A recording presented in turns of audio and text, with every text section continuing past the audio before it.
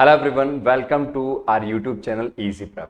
आज के इस सेशन के अंदर मैं डिस्कस करने वाला हूं आरआरबी जेई के अंदर सीबीटी 2 एग्जामिनेशन में इलेक्ट्रिकल इंजीनियरिंग के टेक्निकल सिलेबस के बारे में। किसी भी एग्जाम को क्लियर करने से पहले हमें उसके डिटेल्ड सिलेबस के बारे में नॉलेज होना बहुत जरूरी है। इसका कारण ये है कि इससे हमें आइडिया हो जाता है कि किस सब्जेक्ट का वेटेज ज्यादा है, किसका कम, और कौन से सब्जेक्ट में कौन कौन से टॉपिक है जो हमें नहीं पढ़ने। इससे आप एग्जाम में आप प्रिपरेशन में काफी समय अपना बचा सकते हैं।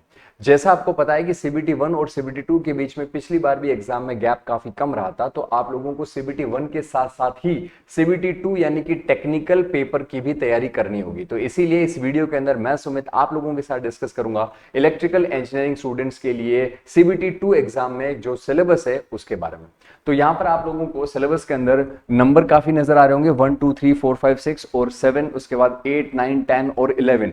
मगर अगर मैं इनको जनरलाइज करूं तो 11 पार्ट में जो ये सिलेबस बांटा गया है, असल में ये 5 ही सब्जेक्ट हैं जो आपसे पूछे जा रहे हैं। ये 5 सब्जेक्ट सेम वो सब्जेक्ट है जो आपको एसएससी जेई में पूछे जा रहे हैं। इसका मतलब अगर आप आरआरबी जेई की प्रिपरेशन कर रहे हैं तो इसी टेक्निकल सिलेबस में आप एसएससी जेई का प्रिपरेशन भी साथ में कर ले जाएंगे, जो कि एक बहुत अच्छी बात है।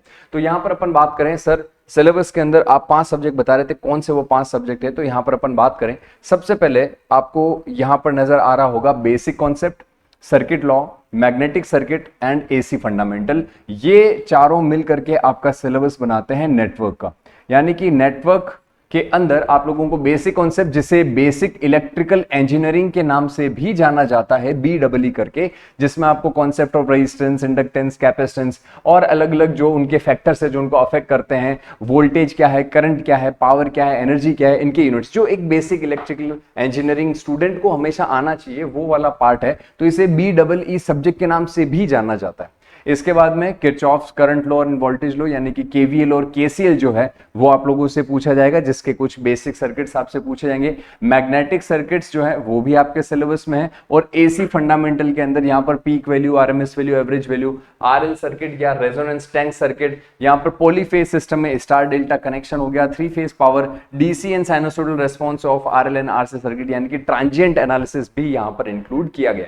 तो ये 4 चैप्टर कहने को अलग अलग हैं, मगर ये चारों के चारों चैप्टर एक ही सब्जेक्ट में पढ़ाए जाते हैं, जिसका नाम है नेटवर्क।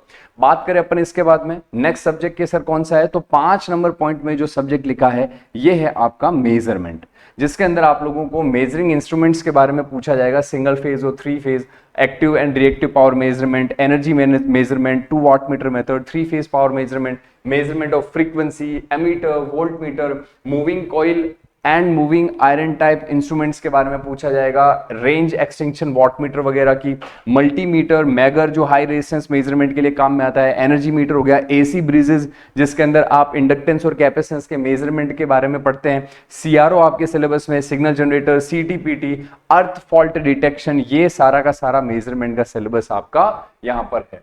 मेजरमेंट के बाद अगर अपन बात करें तीसरा सब्जेक्ट कौन सा है, तो तीसरे सब्जेक्ट है यहां पर इलेक्ट्रिकल मशीन्स। इलेक्ट्रिकल मशीन का सिलेबस जो है काफी वास्ट है, जैसा कि आप यहां पर देख पा रहे हैं, और ये काफी ज्यादा इंपॉर्टेंट सब्जेक्ट भी है आरआरबी जेई के पॉइंट ऑफ व्यू से। तो पॉइंट नंबर 6 और पॉइंट नंबर 7 जो है वो आप लोगों का इलेक्ट्रिकल मशीन का सिलेबस है। इसके अंदर आप लोगों को बेसिकली डीसी मशीन सिलेबस में दिया गया है।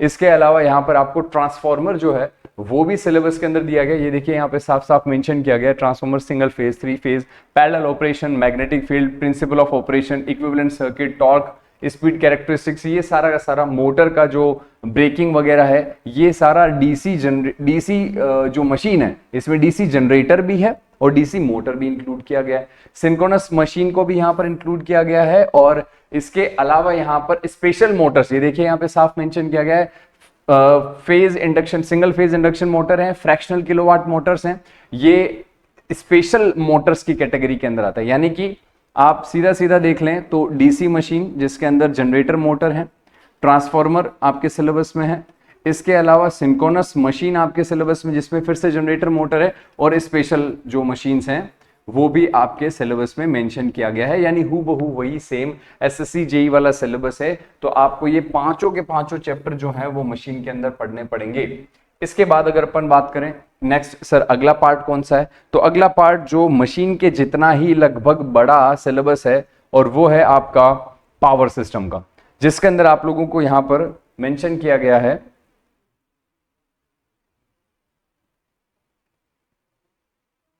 जिसके अंदर आप लोगों को यहाँ पे देखिए generation, estimation, costing and utilisation, ये पूरा यहाँ पर 3 सेगमेंट जो डिस्कस किए गए हैं ये पावर सिस्टम के हैं। तो सबसे पहला पार्ट नंबर 1, 2, 3, 4 ये चारों नेटवर्क के थे जिसके बारे में बात करी। पार्ट नंबर 5 जो है वो मेजरमेंट सब्जेक्ट का है। पार्ट नंबर 6 और 7 मशीन का सिलेबस है। और उसके बाद में पार्ट नंबर 8, 9, 10 ये तीनों मिल करके पावर सिस्टम का सिलेबस बनाते हैं, जिसके अंदर आप लोगों को जनरेशन भी दिया गया है, ट्रांसमिशन एंड डिस्ट्रीब्यूशन दिया गया है। जनरेशन के अंदर आप लोगों को इकोनॉमिक कंसिडरेशन वाला पार्ट, जिसमें देखिए आप डिमांड फैक्टर हो गया, load factor, diversity factor, plant capacity factor, cost of energy generation, ये सब कुछ दिया गया है। फिर इसके अलावा यहाँ पर आप लोगों को इंटरकनेक्शन ऑफ पावर सिस्टम दिया गया है, पावर फैक्टर इंप्रूवमेंट जो ट्रांसमिशन वाला पार्ट आ गया, टैरिफ, फॉल्ट भी है यहाँ पर, यानी कि फॉल्ट एनालिसिस भी दिया गया है, शॉर्ट सर्किट करंट, यानी आपको सिर्फ सिमेट्रिकल फॉल्ट सिलेबस में दिया गया है, अनसिमेट्रिकल फॉल्ट आपके सिलेबस में नहीं है। स्विच गियर एंड प्रोटेक्शन भी देखिए यहाँ पर साफ साफ मेंशन कर दिया गया है, यानी कि आपको रिले, सर्किट ब्रेकर और फ्यूज इनके बारे में भी पढ़ना पड़ेगा, जिनके बारे में यहाँ लिखा हुआ भी है। देखो, ओवरकरंट रिले पढ़ना है, बकॉल्स रिले पढ़ना है, मर्ज प्राइस प्रोटेक्शन सिस्टम पढ़ना है, जनरेटर और ट्रांसफार्मर का, प्रोटेक्शन ऑफ फीडर पढ़ना है, बस बार पढ़ना है, लाइटनिंग एस्टर पढ़ना है। ये आपका, अच्छा ये तो हो गया प्रोटेक्शन वाला पार्ट, प्रोटेक्शन अगेंस्ट अर्थ fault, HRC, fuse, oil circuit breaker, ये सारा का सारा यहां से लेकर के यहां तक तो हो गया स्विच गियर एंड प्रोटेक्शन वाला पार्ट। और यहां से वापस देखो ट्रांसमिशन दे दिया, transmission distribution system, comparison of conductor material, ये फिर से ट्रांसमिशन का पार्ट है, efficiency of different system, cable, ये अंडरग्राउंड सिस्टम यहां पर दे दिया गया है। इसके अलावा यहां पर आपको different type of power station में कन्वेंशनल पावर प्लांट और नॉन कन्वेंशनल पावर प्लांट ये भी कवर करना है। तो इस पैराग्राफ में generation, transmission, distribution, fault, switch gear and protection, ये चैप्टर सारे के सारे इस पैराग्राफ में कवर हो गए। फिर बचा यूटिलाइजेशन ऑफ इलेक्ट्रिकल पावर, जो अलग से मेंशन किया गया है। यहां पर अपन देखेंगे इल्यूमिनेशन, हीटिंग, वेल्डिंग, इलेक्ट्रोप्लेटिंग और ड्राइव्स एंड मोटर दिया गया है, यानी कि ट्रैक्शन वाला पार्ट भी यहां पर आपको जो है वो इसमें ऐड कर दिया गया। इसके अलावा एस्टिमेशन एंड कॉस्टिंग भी है, जिसके अंदर आप लोगों को आईई रूल्स के बारे में पूछा जाएगा। साथ ही साथ यहां पर आप लोगों को वायरिंग और अर्थिंग भी पढ़ना पड़ेगा। तो वायरिंग और अर्थिंग से पिछली बार भी काफी सारे क्वेश्चन आरआरबी जेईई में पूछे गए थे, एक्सपेक्टेड है इस बार भी पूछे जाएंगे, क्योंकि स्पेशली अलग से इसको मेंशन किया गया। तो ये सेम आपको जनरेशन जो अपन पावर सिस्टम की क्लासेस के अंदर भी पढ़ते हैं, सेम एज इट इज वही सिलेबस है, डिटेल के अंदर आपको दिया गया है। तो ये अगर आप कर लेते हैं तो आपको एसएससी जेईई के लिए फिर कुछ भी एक्स्ट्रा पढ़ने की जरूरत नहीं पड़ती है।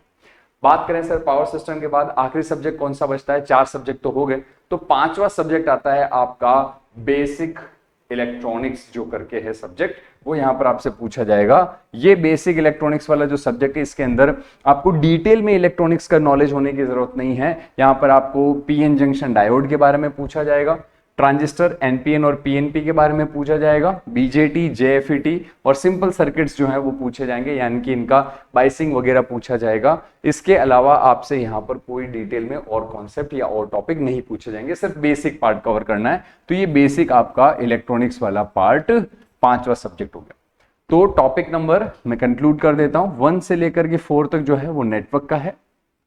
इसके बाद में 5 नंबर मेजरमेंट का है, 6 और 7 नंबर पार्ट जो है वो मशीन का है, 8 से लेकर के 9 और 10 नंबर तक पार्ट जो है वो पावर सिस्टम का है, और 11 नंबर पार्ट जो है वो बेसिक इलेक्ट्रॉनिक्स का है। तो टोटल यहां पर आपको आरआरबी जेईई के सीबीटी 2 के अंदर इलेक्ट्रिकल इंजीनियरिंग के टेक्निकल सिलेबस में 5 सब्जेक्ट दिए गए हैं। इनकी प्रिपरेशन अगर आप बहुत अच्छे से कर लें तो आपको अपकमिंग डेज के अंदर जो भी अलग अलग एग्जाम्स हैं, जैसे आप लोग बात करें क्या कहते हैं एसएससी जेईई, तो उसके अंदर भी कुछ भी एक्स्ट्रा पढ़ने की जरूरत नहीं पड़ेगी। तो सेंट्रल गवर्नमेंट के दो सबसे फेमस पेपर हैं, आरआरबी जेईई और एसएससी जेईई, दोनों के सिलेबस को अगर अपन देखें तो पूरा एकदम सेम टू सेम है। तो उम्मीद करता हूं कि इस सिलेबस को जान करके आपको अपनी प्रिपरेशन के अंदर थोड़ा और गाइडेंस मिलेगा कि आपको कौन कौन से सब्जेक्ट नहीं पढ़ने हैं। फॉर एग्जांपल आपको आरआरबी जेईई के अंदर पावर इलेक्ट्रॉनिक्स हो गया, कंट्रोल सिस्टम हो गया, डिजिटल इलेक्ट्रॉनिक्स हो गया, माइक्रो प्रोसेसर हो गया, ये सब्जेक्ट्स पढ़ने की नीड बिल्कुल भी नहीं है। इसी के साथ मिलेंगे एक बार फिर से अगले किसी ही इसी प्रकार के इंफॉर्मेटिव वीडियो के अंदर।